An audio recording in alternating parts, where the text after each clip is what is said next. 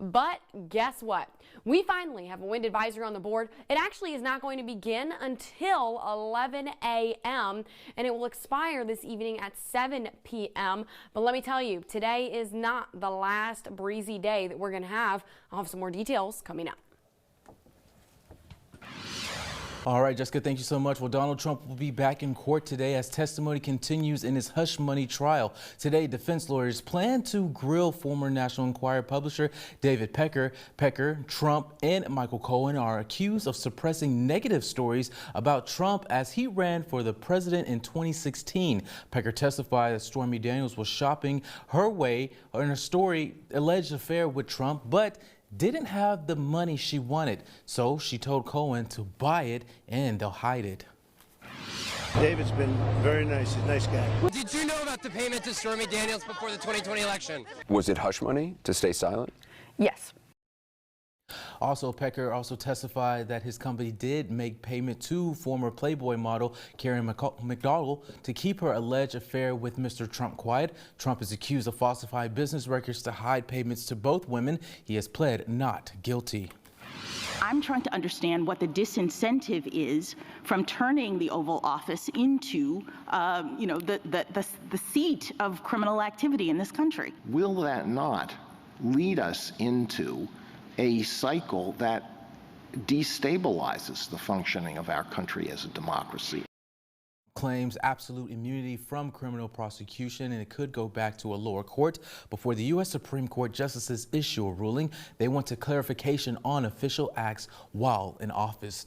And here's a live look at the U.S. Capitol, where we're going to take you live in our 5:30 half hour for a full report on the presidential immunity discussion. Our Capitol reporter Rashad Hudson will join us in a few just to explain how the rescind back to the lower courts could delay Trump's election interference trial.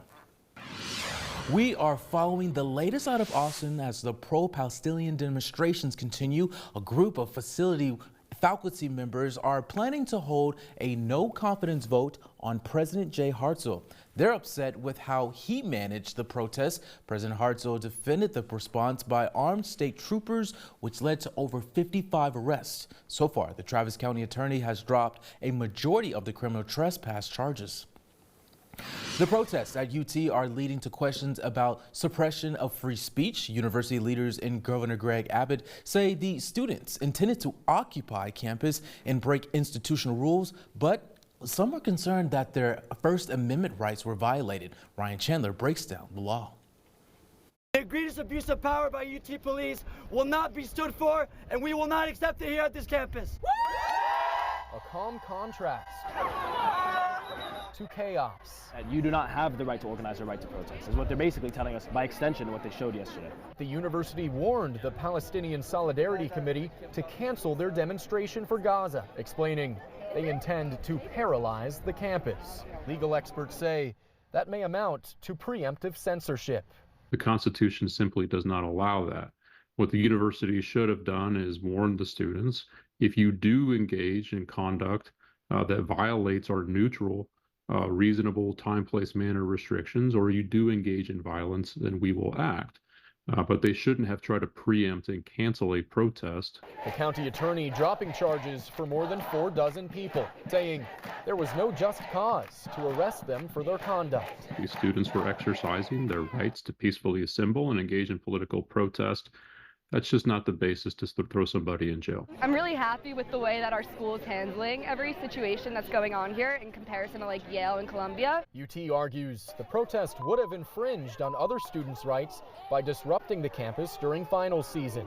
Longtime law enforcement veteran Kevin Lawrence says officers are trained to spot when protests cross the line. All rights under the Constitution are limited at the point where your exercise of that right infringes on the rights of other individuals. Law enforcement officers are taught free speech stops to be free speech when it becomes disorderly conduct. As a tenured faculty member, I support them in doing that. It doesn't matter whether you're pro-Palestine or not.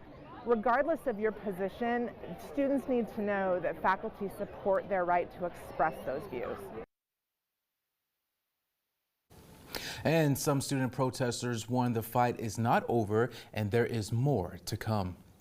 The autopsy for a baby who was found unresponsive will now take weeks instead of days. It's unclear how the baby died, but police believe the mother was assaulted earlier the same day. Dennis de la Cruz is facing charges of assault and family violence. When police showed up to the home around 5 in the morning, Chief Lopez said the child was alive. When police went back to the home 6 hours later, the baby was found dead. De la Cruz is not charged in the child's death.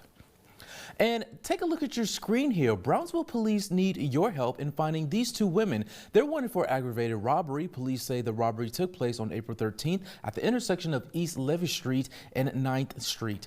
Police also say the two men used a weapon during the robbery. If you know who these men are, you want to call the Brownsville Police Department.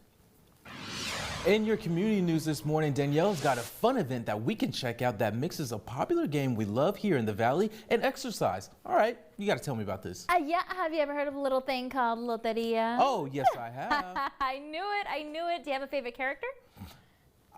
Maybe. To be determined. To be determined. Sounds good. I'll come back to you on that, Jeremiah. Okay. But basically, you're right. We're mixing two fun things. We're mixing that game. The 4th annual Loteria 5K run is what I'm talking about. Everyone is going to be dressed up like the game's favorite characters. Again, I'm going to ask Jeremiah for his in just a bit.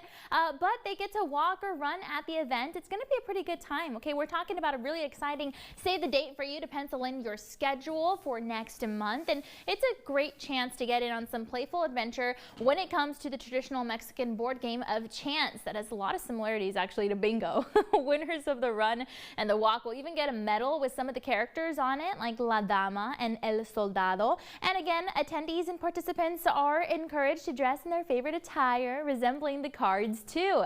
It's a family-friendly event and all are welcome to take part. There'll be photo ops, live music, finger foods, water, Gatorade, lemonade, just to help keep you cool from the venture. And it is a great time for everyone. Now again, this is a save the date, so it's happening on May the 27th next month, but over in Mission, you can register for the fun as early as right now.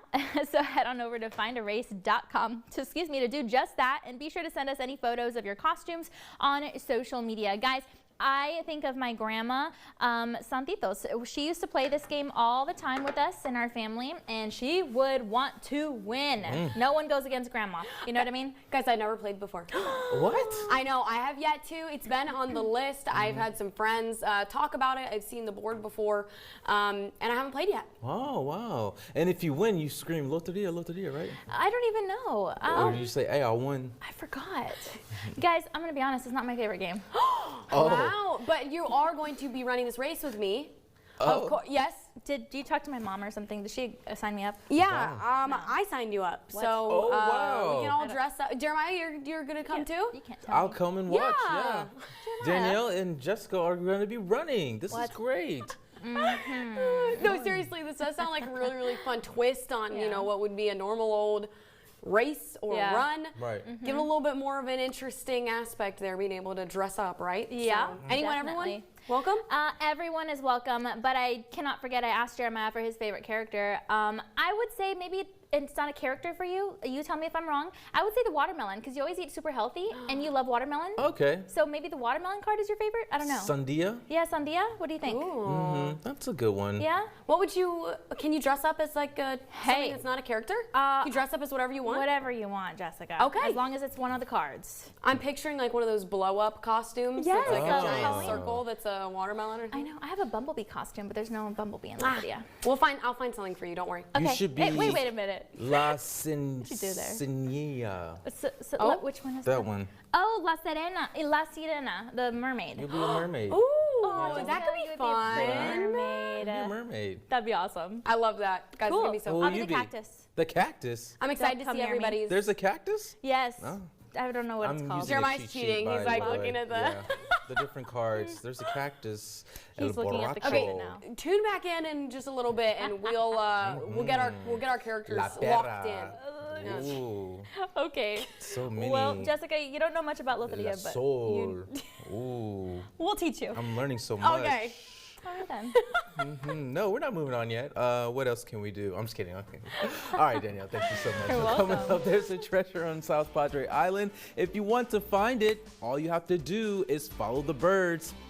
It's on your outdoor report coming up. Guys, we're heading out the door to school. 76 first bell after school, 89 degrees. Don't forget, we have that wind advisory kicking off at 11 a.m.